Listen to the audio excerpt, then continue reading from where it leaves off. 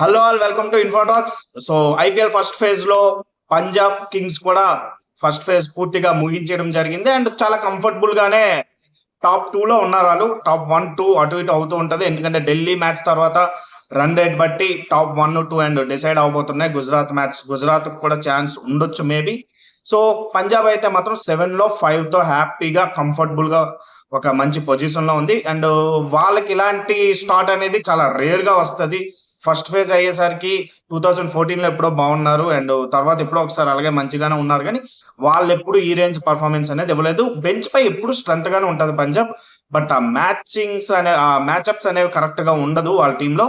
But ఈసారి అన్ని కుదురుతున్నాయి and వాళ్ళు బౌలింగ్ యూనిట్ ముఖ్యంగా కీలకమైన సమయాల్లో ఆఫ్ కోర్స్ 246 లాంటి దగ్గర సన్ రైజర్స్ హైదరాబాద్ కి ఇచ్చేశారు టార్గెట్, ఈజీగా కొట్టుకుని అన్నట్టు. బట్ ఆ తర్వాత కోల్కతా మ్యాచ్ కానీ, బెంగళూరుతో ఆ 14 అవర్స్ కుదించిన మ్యాచ్ కానీ, ఇవన్నిట్లో వాళ్ళ బౌలర్స్ చూపించిన ఆ కన్సిస్టెంట్ పర్ఫార్మెన్స్ మాత్రం ఎక్సలెంట్ గా ఉపయోగపడింది టీమ్ కి ఇలా కంఫర్టబుల్ పొజిషన్ లో ఉండడానికి. అండ్ బౌలింగ్ యూనిట్ చూసుకుంటే మనం ఒకసారి హర్షదీప్ సింగ్ కానీ ఎక్సలెంట్. ఫస్ట్ ఓవర్స్ లో కొంచెం స్టిక్కీ వికెట్ వచ్చిందంటే ఫస్ట్ ఓవర్స్ లో వస్తాడు, లేదంటే డెత్ ఓవర్స్ లో చాలా లీతల్ బౌలర్ అతను. So Harshdeep Singh okay.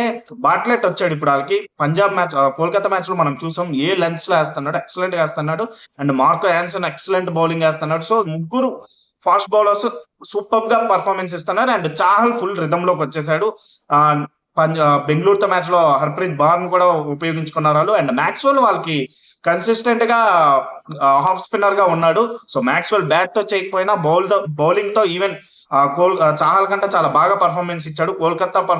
Kolkata match లో కూడా 4 వికెట్స్ చాహల్ తీసిన, మ్యాక్స్వెల్ కూడా ఇంపార్టెంట్ వికెట్స్ తీశాడు. సో మ్యాక్స్వెల్ వాళ్ళకి బౌలర్ గా చాలా కన్సిస్టెంట్ గా పర్ఫార్మెన్స్ ఇస్తున్నాడు. అండ్ ఈ బౌలింగ్ యూనిట్ అంతటిని ఉపయోగించుకోవడంలో మాత్రం శ్రేయస్ అయ్యర్ ఎక్సలెంట్ గా కెప్టెన్సీ స్కిల్స్ చూపిస్తున్నాడు. అండ్ మేజర్ మ్యాచ్ అన్ని చాలా బాగా ఆడాడు అతను.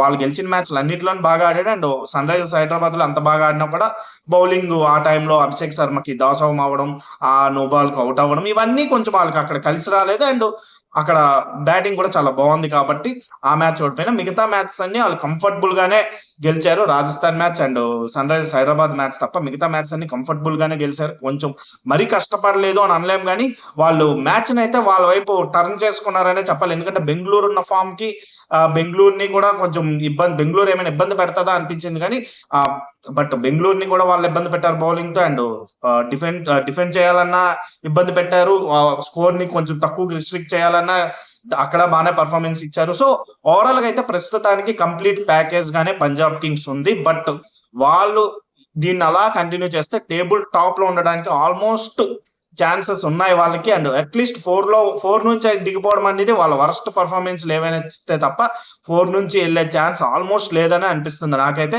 బట్ పంజాబ్ ఎప్పుడు స్టార్టింగ్ 4 మ్యాచెస్ గెలిచి సడన్ గా అన్ని మ్యాచ్లు ఓడిపోయిన సందర్భాలు కొన్ని మనం చూస్తూ వచ్చాం.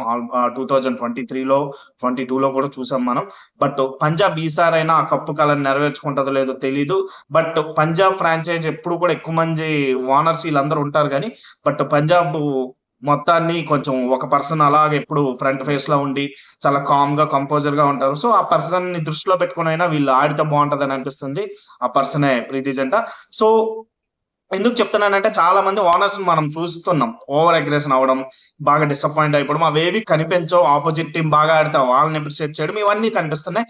సో ఇప్పుడు అలాంటి కెప్టెనే ఉన్నాడు శ్రేయస్ అయ్యర్. అండ్ అలాంటి టీమ్ మెంటర్ ఉన్నాడు డైరెక్టర్ రిక్కీ పాంటింగ్. సో వీళ్ళందరూ కాంబినేషన్ బాగానే కుదిరినట్టు అనిపిస్తుంది. అండ్ బౌలింగ్ లో కానీ బ్యాటింగ్ లో కానీ ఓపెనర్స్ ఇద్దరు యంగ్స్టర్స్ కూడా వాళ్ళ స్థాయికి మించి పర్ఫార్మెన్స్ ఇస్తున్నారు. అండ్ వాళ్ళని నమ్మడం బాగుంది. ఇండియన్ యంగ్స్టర్స్ ని ఇద్దరిని ఓపెనింగ్ లో పెట్టుకోవడం అనేది కొంచెం రిస్కీ ఫ్యాక్టర్. స్టిల్ వాళ్ళని కూడా ఓపెనింగ్ లో పెట్టుకొని నమ్మకం ఉంచారు.